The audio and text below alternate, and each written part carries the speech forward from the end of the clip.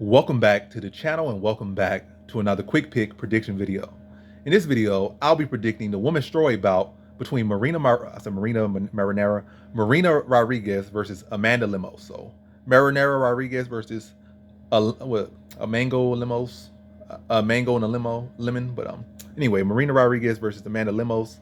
I'm gonna go with Rodriguez high confidence. Let's just go with it. I'm going high confidence Marina Rodriguez to beat Amanda Lemos. Or sometimes you say Lemos, like she had an H to that, Lemos. But nonetheless, Rodriguez versus Lemos, how I see this one is, and why I'm going high confidence. I just feel like Lemos has not looked at, when she really stepped up in competition, she has not looked all that stellar. I do feel she's a more well-rounded fighter. I feel like she's a better submission grappler, better wrestler. But I also feel like she's not that good for that many rounds. She might be good for like a round or two, like she needs that finish or something, or lesser competition. But it's like every fight she's getting a step, she's losing, but she keeps getting a step up in competition. Well, really not, but for a point, like she lost to Jessica Andrade, so then she took a step down to fight, I think, Angela Hill. But that was a step down. Then she took a step up from Angela Hill. Well, no, Angela Hill and Michelle Waters got to even. Matter of fact, Angela Hill, in my opinion, even though she lost, I feel she won, but I think she's better than Michelle Waters. But I think ranking-wise, yeah. It's not even that much of a difference regardless, but nonetheless, what I'm trying to say is she went from Angela Hill to Michelle Waters, and now she's going to Marina Rodriguez. How's that work? And now she's in the main event. Like, what's going on? She getting in some divine favor to take some more divine L's, but or take another divine L, because she only had one loss, and that's to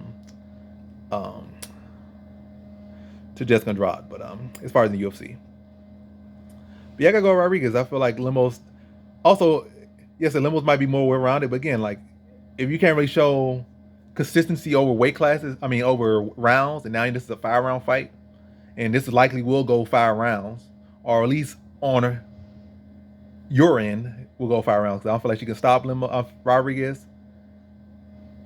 It's possible. I'm not giving her much chance to finish her on the feet or on the ground. So I don't feel like this will go rounds. Rodriguez has not really been stopped as far as in her UFC career, into my knowledge. And she has been on the ground with some of the better submissions she's been on with Dern. I think like good chunk of 2 rounds she was on the ground with Dern, and was never really any danger on the ground. Amanda Rivas never really any danger on the ground.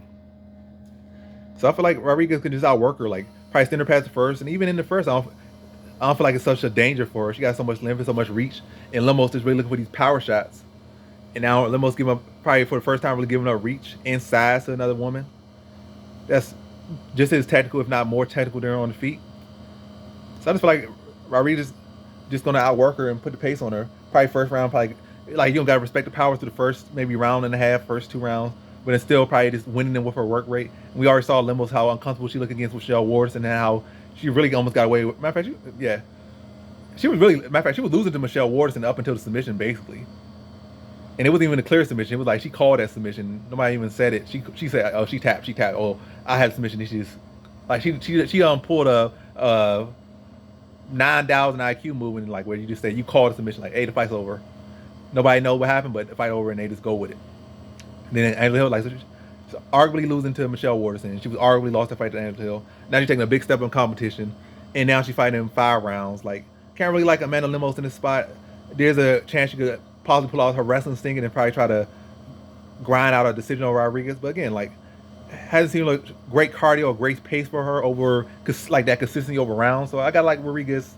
I've seen consistency for Rodriguez several times. This is not her first main event. This probably was like a 3rd or 4th main event, or 4th 5-round fight.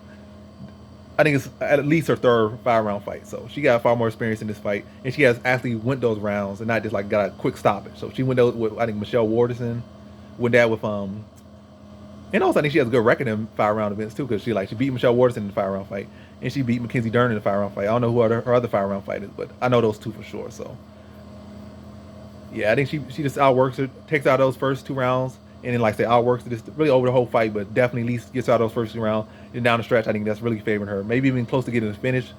That starts saying Lemos starts slow, become fatigued, and Rodriguez to continue to put the pace on her, put her clenched knees, elbows, punches, and constant work, and beats Lemos to a decision. So in this one, I have Marina Rodriguez via decision.